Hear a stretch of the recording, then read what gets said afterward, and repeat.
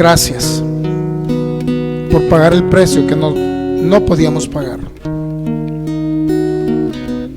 Gracias porque nos proveíste tu vida, tu naturaleza, Señor, y nos trasladaste de un reino de tinieblas a tu reino maravilloso.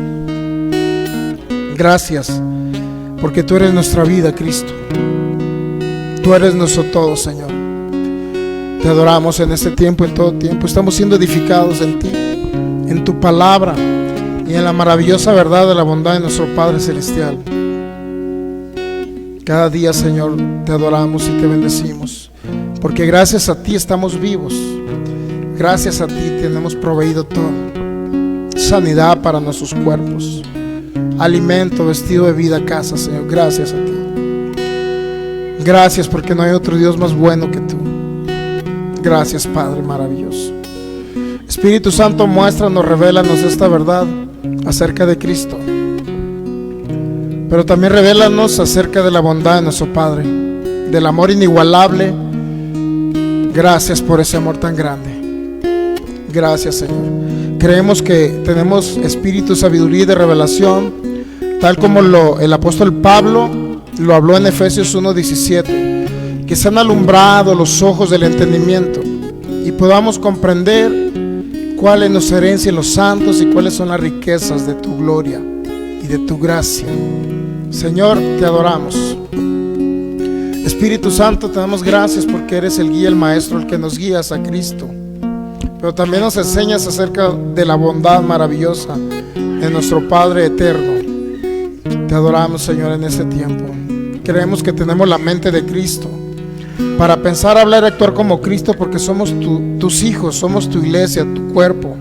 Aquí en la tierra somos tus embajadores, Señor, y representantes tuyos. Por eso hablamos tus virtudes, tus bondades y tus maravillas. Todo el honor y toda la gloria siempre serán para ti, precioso Rey, en Cristo Jesús. Amén. Muy bien, pues Dios es bueno, 100% bueno es Dios, ¿sabía? Él es bueno. Cuando entendemos esa bondad y ese amor de nuestro Padre Celestial, que en su propósito eterno Él decidió en Cristo Jesús hacer un pacto eterno, primero para manifestar en los postreros tiempos un Cordero, que es Jesucristo, para que viniese a morir por nosotros en la cruz, derramar una sangre que nosotros, principalmente una sangre limpia que nosotros no podíamos usar de ningún ser humano, solamente la sangre de nuestro precioso Cordero Cristo, en su bondad infinita. Por eso vamos ahora a seguir viendo esta serie que se llama La bondad, la soberanía y la voluntad de Dios, ¿ok? Y vamos primeramente a la segunda carta a Timoteo, capítulo 3, versículo 16, por favor. Y vamos a darle la más cordial bienvenida también a los que nos están viendo a través de esos medios de comunicación. De una vez aprovechando. Son las 12:04. Muy bien. Ok, pues damos la más cordial bienvenida al pastor Federico Lara, que nos ve desde Portland, Oregon. Les envío un saludo. Y a todos los que más que se van a ir conectando y los que no, pues ahí si quieren comentar para saludarles. Ok, pues.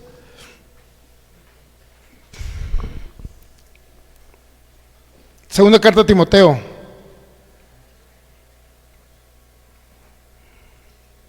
Capítulo 3, por favor, versículo 16. Lo vamos a poner todo en pantalla ahí lo vamos a ver en la versión Septuaginta, por favor, que es una de las mejores traducciones que tenemos. Le recomiendo que baje, si quiere estudiar juntamente con nosotros, es decir, si quiere corroborar todo lo que vamos a enseñar, lo puede verificar, puede bajarse un software bíblico que lo puede bajar en su celular. Yo lo traigo en mi celular. Trae aproximadamente 40 traducciones bíblicas.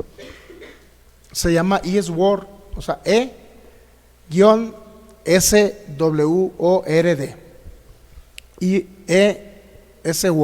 eSword. Podemos pronunciarlo en inglés, ¿no? Pero también está otro que es el mismo, pero para computadora y se llama, perdón, el que le mencioné es para la computadora. El de celular se llama MySword, o sea, MySword, nada más cambia la MY en lugar de la E. La que tiene es para computadora y tiene una biblioteca aproximadamente 40 traducciones bíblicas. ¿Cuál es la idea esencial o principal? Bueno, que usted corrobore no nada más en una traducción bíblica lo que vamos a hablar, sino que hay una gama de traducciones. Usted preguntará cuál es la mejor, a cuál me guío. Bueno, guíese a la que coincida con el contexto, ¿ok? Es lo más importante. ¿Por qué hay diferencias en traducciones bíblicas? Bueno, en primer lugar porque los autores o los traductores, muchos consideraron el contexto, otros no. Y de acuerdo a la ideología de cada uno viene la traducción. Por ejemplo, Casiodoro Reina eran unos monjes católicos. Regularmente ellos creían mucho en la predestinación calvinista, creían en un Dios castigador. Por eso usted va a encontrar en el Antiguo Testamento Dios hirió, Dios herirá o algo así, ¿no? Entonces esas traducciones, si usted se va al idioma hebreo, obviamente, ahí va a encontrar que la palabra herir significa no nada más herir, sino castigar, significa permitir, significa dejar, significa... Tiene muchas traducciones, ¿ok? Entonces le recomiendo cuando tenga oportunidad bajar, porque o una de dos, o aceptar lo que le decimos, ¿no? Que no sería lo correcto. Siempre sea como los de Berea, Hechos 17. Creo que es el versículo 11, si lo ponemos ahí antes de comenzar. Hechos 17, 11.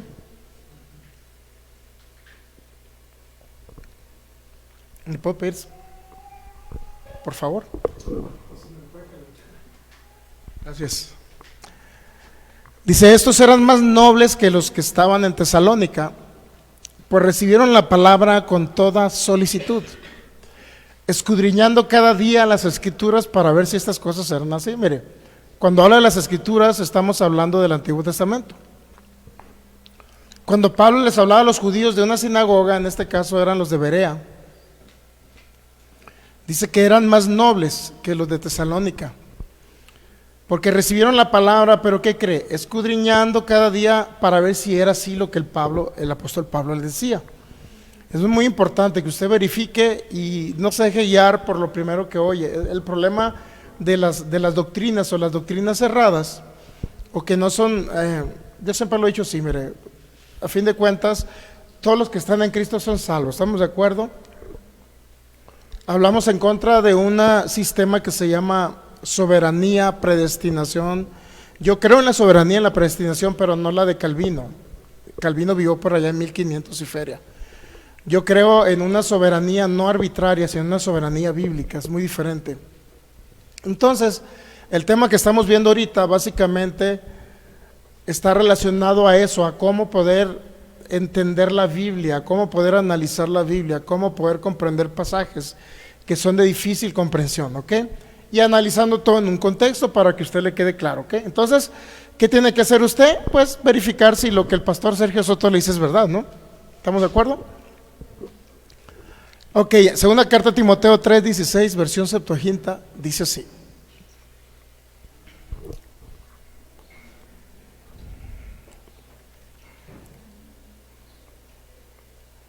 Ok, pues saludamos a todos los que están conectados. A Yesenia García también le mandamos saludos, que está por allá bien lejos, del otro lado de la laguna, algo así, ¿no? Del otro lado como dicen, cuando alguien va a Europa, dice, ¿dónde estás? Del otro lado del charco. Listo, segunda carta en Timoteo 3:16. Quiero mostrarle el Dios bueno de la Biblia. Segunda carta de Timoteo 3:16. Toda escritura por Dios inspirada también es provechosa para enseñanza, reprensión, corrección, etc. Amaestramiento en justicia. Aquí no te dice que toda la Biblia es inspirada por Dios. Yo sé que va a sonarle raro, pero no te dice eso. Dice, toda escritura por Dios inspirada es útil, provechosa, para enseñanza y todo lo que usted quiera. Toda escritura por Dios inspirada. No te está diciendo que toda la Biblia fue inspirada por Dios. ¿Ya? ¿Por qué razón? Porque en la Biblia habló ¿quién? Job.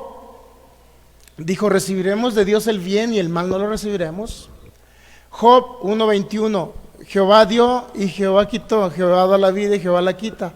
Pero ese mismo Job que dijo Dios da la vida y Dios la quita, ese mismo Job dijo, mejor me hubiera abortado a mi mamá, mejor me hubiera estrangulado, en Job capítulo 7. Por ahí dice, mejor hubiera aparecido como ¿qué dice? 7:11 creo, ¿no? En Job capítulo 3 dice, hubiera aparecido como un abortivo. En Job capítulo 7 dice, mejor, hubiera preferido mejor la estrangulación. Imagínense un hombre que se quiere suicidar. Entonces, ustedes se preguntarán, entonces cuando Job se quería suicidar, ¿fue inspirado por Dios? Yo le preguntaría. Y si usted dice que sí, bueno, entonces pues no tengo mucho más que explicarle. Porque usted cree en un Dios que predestina desde antes de la fundación del mundo, inclusive eso es lo que crea el sistema calvinista, que hasta el más mínimo detalle Dios lo predestinó, Dios lo armó, por decirlo así, armó la escena a tal grado que hasta Dios usa hasta los asesinos para sus planes y sus propósitos. Imagínense, es decir, inclusive si suena, no lo voy a decir por internet porque suena muy feo, yo creo que no me van a dejar de decirlo, pero han dicho cosas tan feas que Satanás es un instrumento de Dios. Pónganse a pensar, si Satanás dice Jesucristo que era el homicida desde el principio, Juan 8:44, dice que era homicida desde el principio. Entonces, cuando dice Jesucristo, él ha sido homicida, engañador desde el principio, yo digo que son más fuertes las palabras de Jesucristo que cualquier hecho o acontecimiento del Antiguo Testamento donde no queden claras las Escrituras. ¿Ok? Y donde se le echa la culpa a Dios de que Él es el causante. Por eso es importante, toda escritura por Dios inspirada también es provechosa. En la Biblia habló Satanás. En Génesis capítulo 3 le dijo a nuestra hermana Eva, le dijo, si con que Dios dijo, si comieres de ese árbol no moriréis, o sea, imagínense, en otras palabras puso la duda, la incredulidad acerca de la palabra de Dios. Por eso lo que dijo la serpiente, que no moriréis si comes del árbol, ¿era una verdad o era un engaño de Satanás, de la serpiente? Cuando usted se va a dar la idea de que entonces cuando comen del árbol desobedecen a Dios y pecan, entonces lo que dijo la serpiente, donde su expresión fue que si comen del árbol no moriréis, esa fue una mentira dicha en la Biblia, aunque lo que fue mostrado ahí, por decirlo así, a través de Moisés, que es el que se le atribuye lo que viene siendo el Pentateuco, el Génesis, pues, que está dentro de los 5 libros de la Biblia. En el Génesis se le atribuye a Moisés. Entonces está escrito ahí, si bien es cierto que la serpiente mintió, pero eso fue dado por el Génesis. Muchos creen que vino un ángel o Moisés ahí en visiones, y que vino y se le reveló el Génesis. El Génesis no es más que una retransmisión oral de los hechos o acontecimientos. ¿A cuántas personas Adán en sus 930 años no alcanzó a conocer? Creo que al bisnieto, al abuelo creo que de Noé, al abuelo de Noé todavía lo alcanzó a ubicar Adán. Luego le voy a traer bien las fechas. De tal manera que se retransmitía lo que sucedió en el Génesis. No es algo que vino como si Adán hubiera comido de más y hubiera tenido visiones, no es así. O sea, vino por retransmisión oral, todo se retransmitía oralmente. Era una costumbre ya. Ok, entonces toda escritura por Dios inspirada siempre va a ser útil. El problema, ¿a usted le servirá que la serpiente le haya mentido? ¿Le servirá en el sentido de que sea un mensaje inspirado por Dios cuando la serpiente dijo, oye, no morirás si comes del árbol? Eso no fue inspirado por Dios. Lo que fue inspirado fue el hecho. En otras palabras, en la escritura o en la Biblia están escritos hechos o acontecimientos que, si bien es cierto, a lo mejor la historia fue inspirada para darnos a conocer a nosotros, para que no cometamos los mismos errores que cometieron ellos, porque la primera carta a los Corintios capítulo 10, ahí nos los dice, mira, son en el versículo 6, creo, 5-6. Muchas cosas fueron narradas como ejemplo para nosotros. No es para que usted crea como ellos creyeron, es como ejemplo. Mire, Primera carta a los Corintios capítulo 10, vamos a ir, por favor.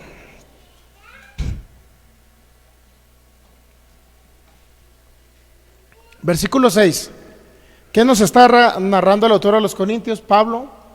Pues un pueblo rebelde de Israel. Eso es lo que nos está narrando en el desierto. Primera carta a los Corintios capítulo 10, versículo 6, por favor. Muchas de las cosas que están escritas en la Biblia no son directamente el mensaje soplado del Espíritu Santo para la gente. Mire, más estas cosas suceden como que ejemplos para ustedes, para nosotros. ¿Para qué? Para que no codiciemos malas como ellos lo hicieron. Es decir, ellos hicieron cosas malas, pero no fue Dios propiciando las cosas malas que ellos hicieron. Es más, se narró el hecho para que sea un ejemplo, para que nosotros no hagamos lo malo que hizo Israel. ¿Sí me entiende? Todas esas cosas así sucedieron. Entonces, ¿qué estamos viendo? Las plagas de Egipto para demostrar, uno, que no era un poder divino necesariamente que estaba operando ahí. Dos, que hubo errores humanos. ¿Estamos de acuerdo? Sí hubo errores humanos. Tres, mala interpretación del mensaje divino. ¿Qué? Entonces vamos a hacer un pequeño resumen el día de hoy. Más bien vamos a seguir con la siguiente plaga. Una de las plagas, Éxodo capítulo 8, versículo 1, ahí nos quedamos, ¿no? Éxodo 8, 1, por favor.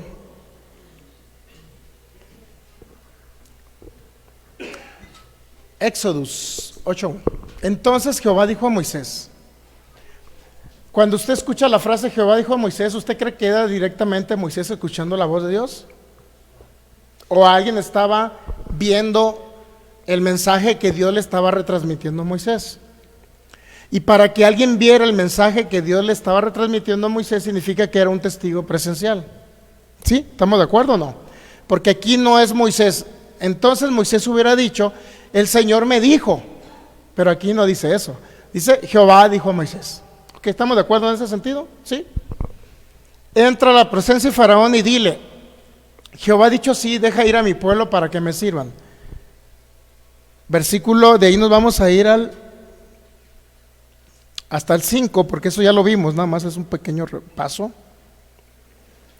Éxodo 8:5, por favor.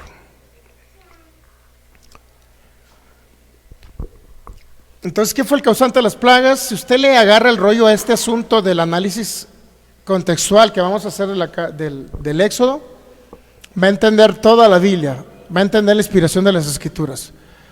Versículo 5. Y Jehová dijo a Moisés, di a Aarón, extiende tu mano con tu vara sobre los ríos, sobre los arroyos, estanques, para que haga subir ranas sobre la tierra de Egipto. ¿Cuántos saben que esa instrucción, entre comillas, aparece o aparenta que es Dios hablándole a Moisés? ¿Estamos de acuerdo? ¿Sí o no? ¿Sí o no? ¿Sí o sí, más bien? ¿Está de acuerdo que sí? El asunto es, yo le preguntaría, ¿Dios es un Dios cambiante que de repente dice una cosa y luego resulta que siempre no? Como un autor llamado, no sé si es James Dobson, que escribió un libro que se llama Cuando lo que Dios hace no tiene sentido. Es el libro más anticristo que yo he escuchado, y es un hermano cristiano, es el libro más anticristo que yo he escuchado. Obviamente que tiene él conexión con el calvinismo, el calvinismo predeterminista. ¿Qué es el calvinismo predeterminista? Donde Dios predetermina o determina el destino de los seres humanos y no le importa lo que el ser humano piensa, decide o cree, o en su libre albedrío decide creer.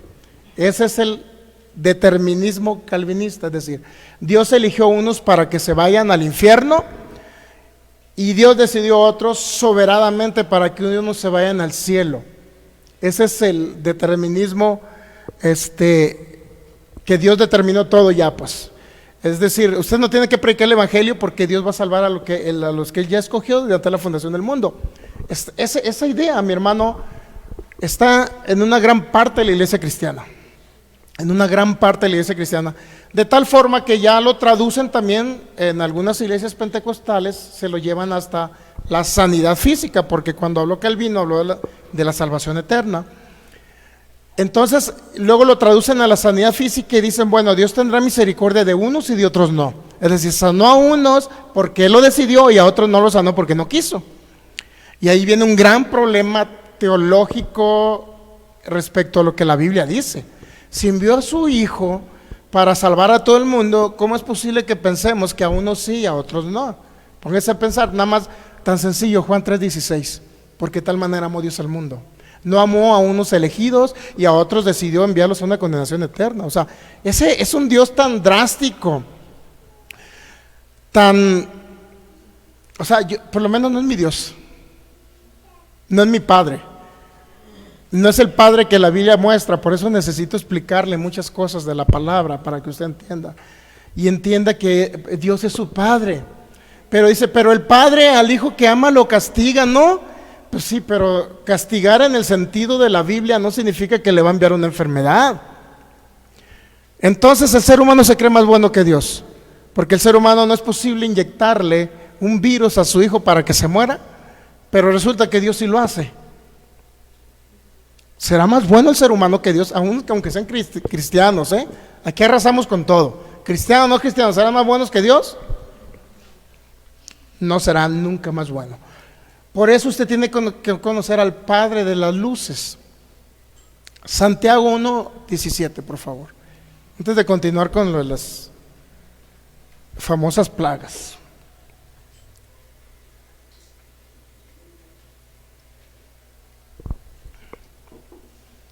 Imagínese un Dios viendo a los seres humanos como marionetas. Eso está mal, ¿eh? Tengo 10 marionetas. Las tengo en mis dos manos. Imagínense Dios teniendo esas marionetas. Así crea el calvinismo, ¿no? El sistema calvinista. Tengo 10 marionetas en mis manos. Nada más que yo decido, no me importa si ellos creen o no creen. Yo decido a 5 mandarlos a la condenación eterna. Y yo decido a 5 salvarlos. Y luego si usted le preguntara a Dios, ¿y por qué lo hace, Señor? Entonces, ¿por qué lo haces, Señor? ¿Por qué eres así? Bueno, no me alegues, Filigonio, yo así soy. Imagínense, eso cree el calvinismo.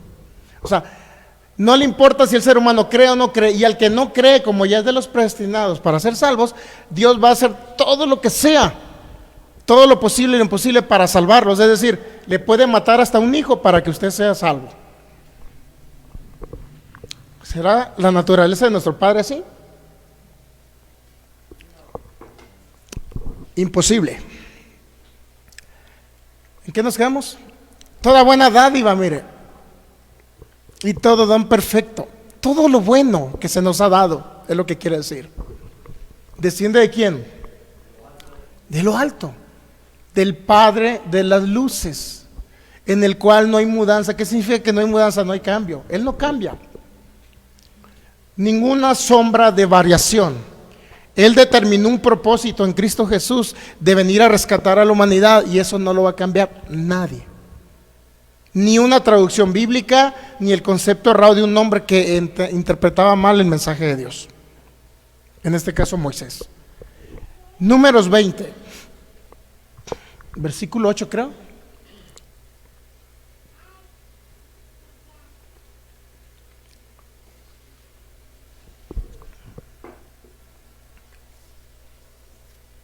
Instrucciones que le dio Dios después. Toma tu vara y reúne a la congregación. ¿Cuál era el problema? El pueblo se quejaba porque no tenía agua. Toma tu vara y reúne a la congregación, tú y Aarón, tu hermano, y hablad a la peña a vista de ellos. Y ella dará agua y le sacarás aguas de la peña y darás de beber a la congregación y sus bestias. ¿Estamos de acuerdo que qué instrucción le dio Dios a Moisés aquí? Pues que tomara su vara. ¿Estamos de acuerdo? No, toma la vara, pero en este caso, ¿qué le dijo? Háblenle a la peña. ¿Estamos de acuerdo que le iba a hablar? ¿Le iba a hablar o le iba a pegar? Pónganse a pensar. Le iba a hablar, ¿estamos de acuerdo? ¿Sí o no? Entonces se iban a sacar aguas de las peñas. Versículo 9, por favor. Entonces Moisés tomó la vara delante de Jehová como él le mandó. Ok, qué bueno Moisés, qué obediente. Versículo 10. Y reunieron a Moisés y Aarón a la congregación delante de la peña y les dijo: oigan ahora, rebeldes. Eso nunca le dijo Dios que le dijera, ¿no? ¿Verdad que no? Hemos de salir aguas de la peña. ¿Qué más? Entonces alzó Moisés su mano y golpeó la peña. ¿Cómo que la golpeas, Moisés? ¿Qué no te dijo Dios que le hablaras?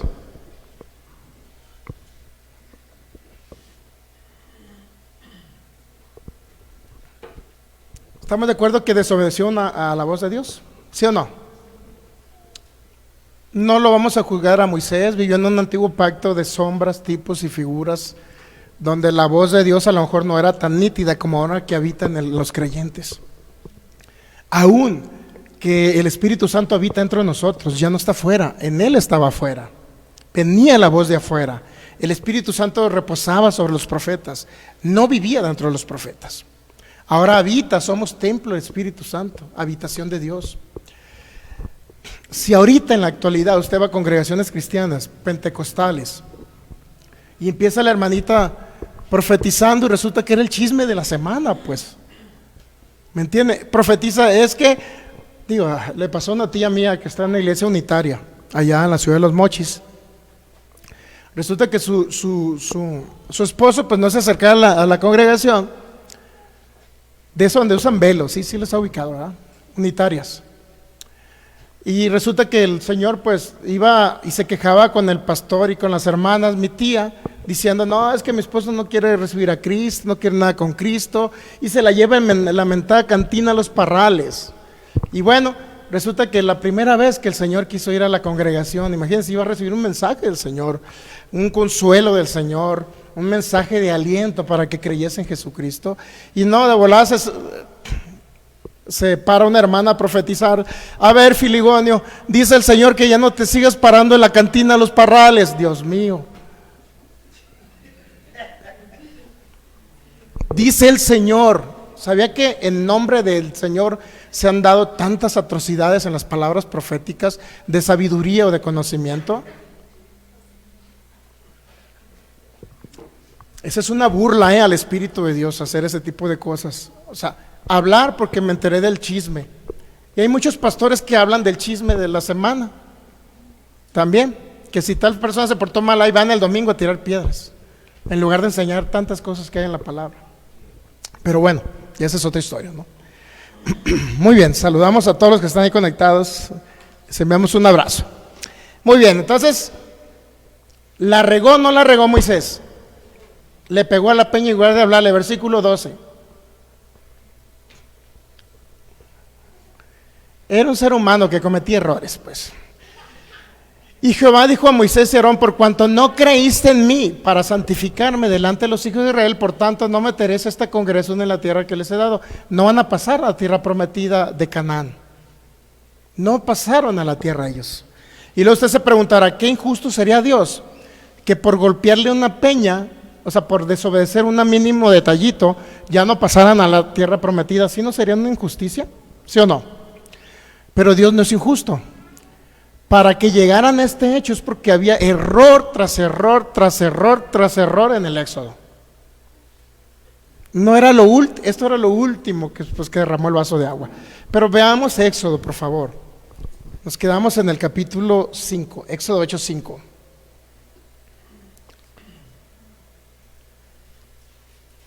Y Jehová dijo a Moisés: di a Aarón, extiende tu mano con tu vara sobre los ríos, arroyos, estanques, para que hagas subir ranas sobre la tierra. Versículo 6.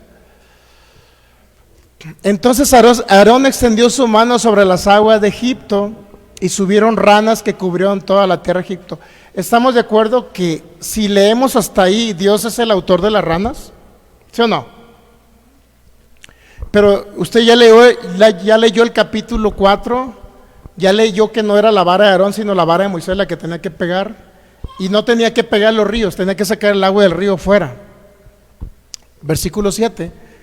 Otra narrativa que nos encontramos ahí era que también había hechiceros del mundo de las tinieblas haciendo lo mismo, con sus encantamientos. ¿Y qué hicieron los hechiceros? Dice el versículo 7. Hicieron venir ranas sobre la tierra de Egipto. La pregunta es: ¿cuáles ranas eran de Dios? ¿Las verdes o las azules? Yo quiero creer que el que estaba narrando el hecho, yo quiero creer eso, Aarón pegó el agua sobre las aguas.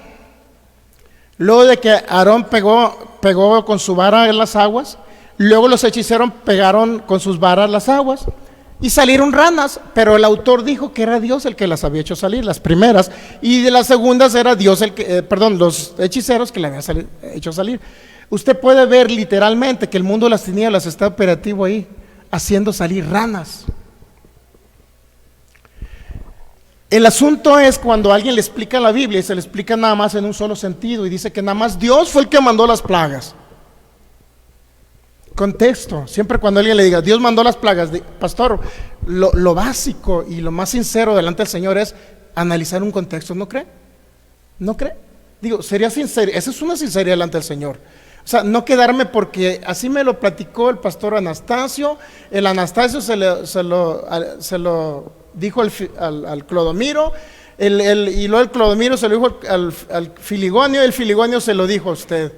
Sí, pero realmente usted se fue a analizar como los de Berea, Hechos 17, versículo 11, fue a verificar que también había hechiceros haciendo lo mismo.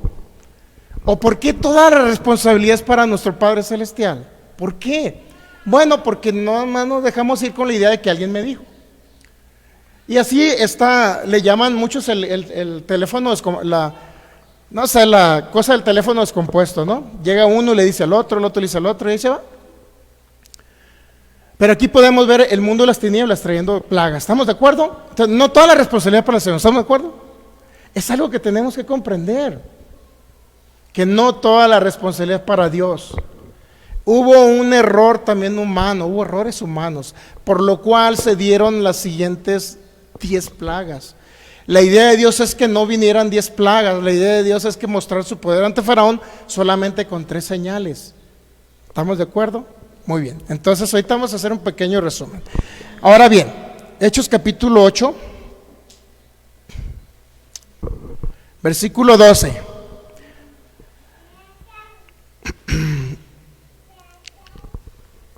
Pero cuando creyeron a Felipe que anunciaba el evangelio, ay, Dios mío, estamos en Hechos, dije, o Éxodo, es Éxodo 8:12. Es que a veces digo,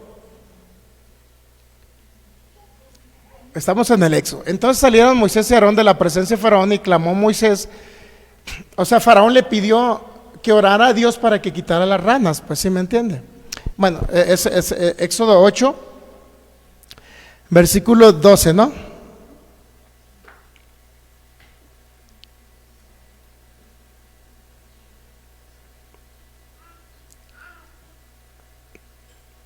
En el 8, por favor. 8:8. Si estuviera uno de Sonora aquí predicando, dijera 8:8. Entonces Faraón llamó a Moisés y a Aarón y les dijo: orad a Jehová para que quite las ranas de mi pueblo, y dejaré ir a tu pueblo para que ofrezca sacrificios. Faraón pidió ayuda, ¿estamos de acuerdo?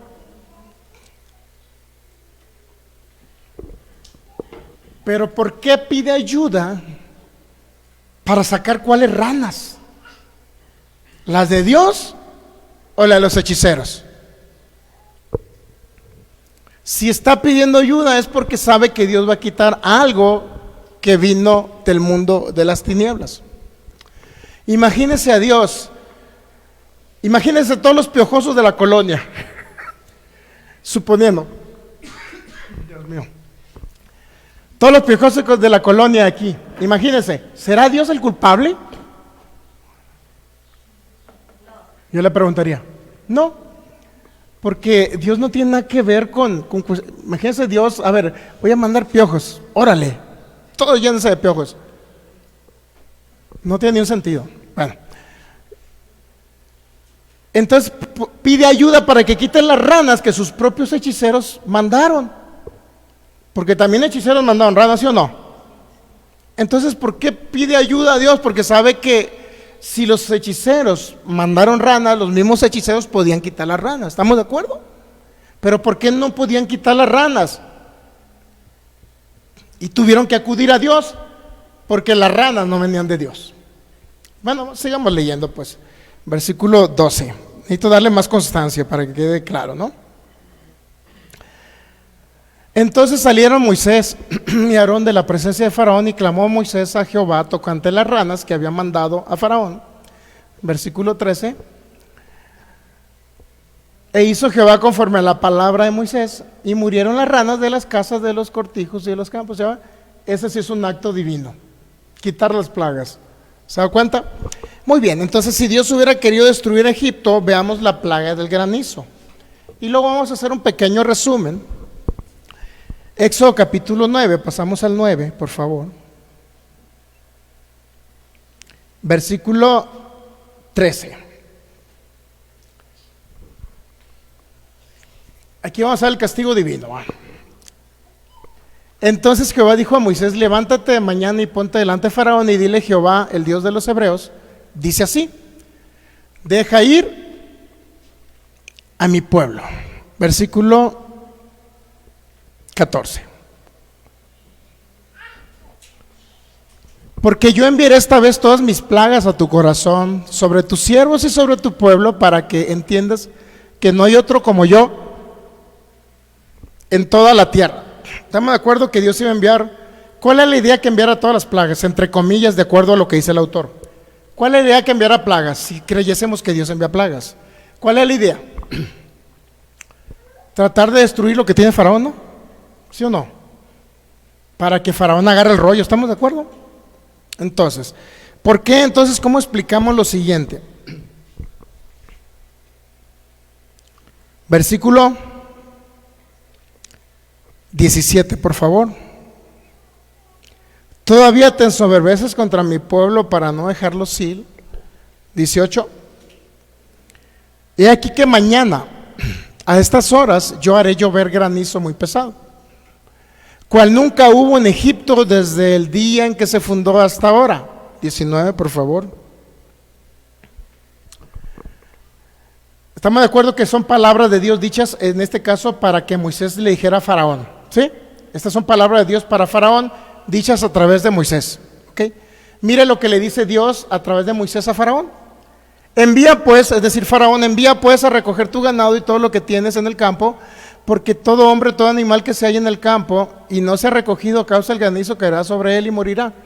¿Cómo Dios, que me enviara una plaga, le dice: oye, ve, guarda tu ganado, Faraón? A ver, yo te voy a mandar hielo, imagínate, yo te voy a mandar hielo para matar tus ganados. Pero ¿qué crees, Faraón? Guarda tus ganados para que no sean destruidos por el hielo. ¿Tendrá congruencia? Si Dios quiere destruir el ganado, ¿para qué le previene al Faraón que guarde su ganado? ¿O no era Dios el que enviaba el hielo y quería proteger los animales del Faraón? Fíjese otra vez. Envía pues a recoger tu ganado. Este mensaje era de Dios para Faraón. Y todo lo que tienes en el campo, porque todo hombre, todo animal que se halla en el campo y no se ha recogido, el granizo caerá sobre él y morirá. Dios diciéndole: va a morir tu ganado, Faraón, recógelo, no quiero que le pase nada. Versículo 20, por favor. Dios protegiendo a Faraón de una catástrofe, mire, para que vea. Esto yo sé que no se lo habían contado de las plagas. De los siervos de Faraón, el que tuvo temor de la palabra de Jehová hizo huir sus criados y su ganado, ¿a qué? En otras palabras, yo le preguntaría: ¿hubo egipcios que salieron favorecidos por el mensaje divino?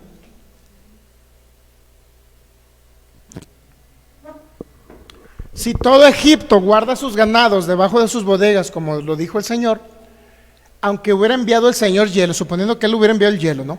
Dios, ahí va el hielo, Faraón, pero ¿qué crees? Cubre todo para que no te...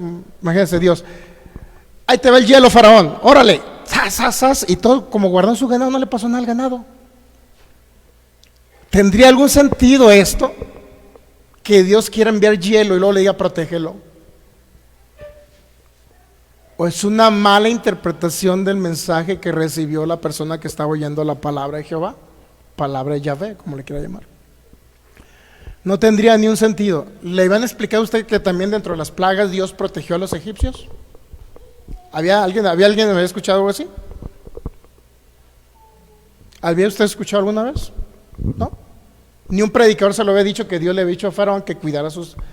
que protegiera a su ganado para que no se muriera con la plaga de los hielos. ¿Alguien le había dicho a usted o no? Bueno, pues aquí ve Dios protegiendo a Egipto. Pero si Dios, ¿para qué proteges a Egipto si Egipto está esclavizando al pueblo de Israel? ¿Por qué lo haces, Dios? Imagínense, ¿no? Entonces, mire, significa entonces que el hielo no venía de parte de Dios. Ahí dice que venía de parte de Dios porque fue el mensaje que recibió la persona que estaba escuchando.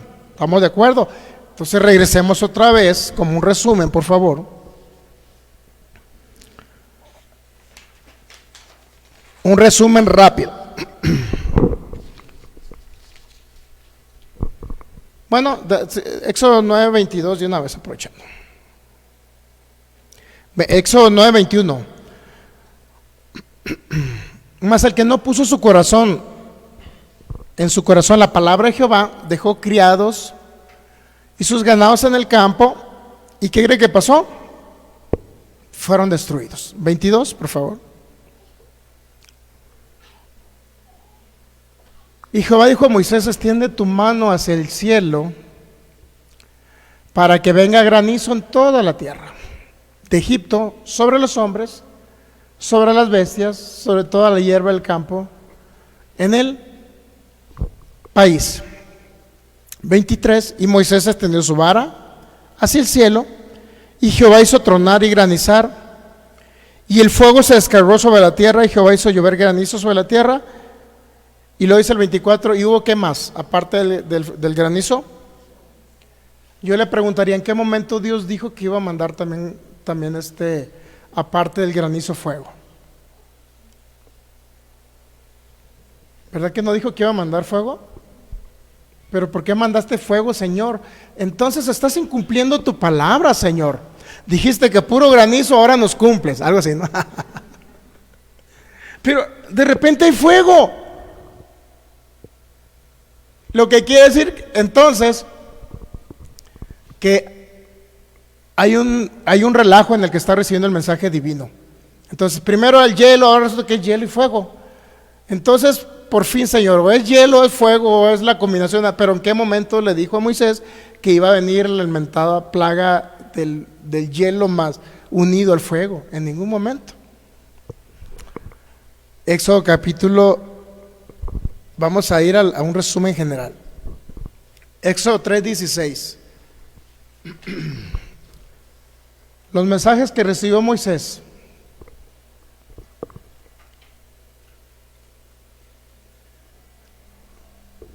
Dios le habló y le dijo: reúne a los ancianos de Israel y diles: el Dios de vuestros padres, el Dios de Abraham, de Isaac y de Jacob, me apareció diciendo: en verdad he visitado y he visto lo que les hace Egipto.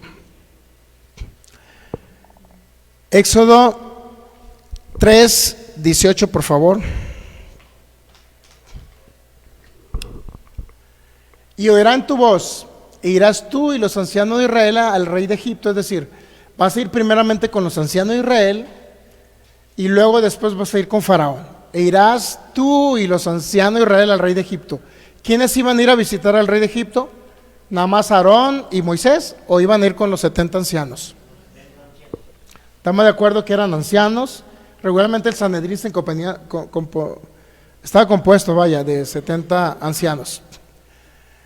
Y eras tú y los ancianos de Israel al rey de Egipto. ¿Estamos de acuerdo que fue una instrucción que le dio Dios? ¿Sí o no? Versículo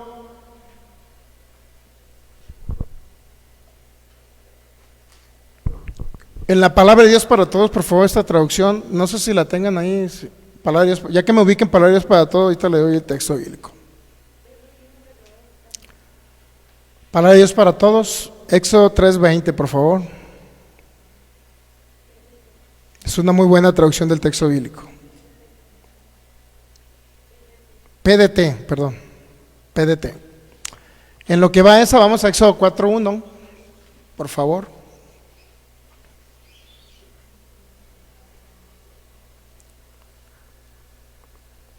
Éxodo 4:1, en lo que buscamos el... Entonces Moisés respondió diciendo: aquí que ellos no me creerán ni oirán mi voz, porque dirán: ¿no te ha aparecido el Señor? Estamos de acuerdo que Entonces Dios, para constatar su palabra, tenía que empezar a mostrar el poder ante los ancianos de Israel y obviamente ante Faraón. ¿Estamos de acuerdo? Ahí viene, mire.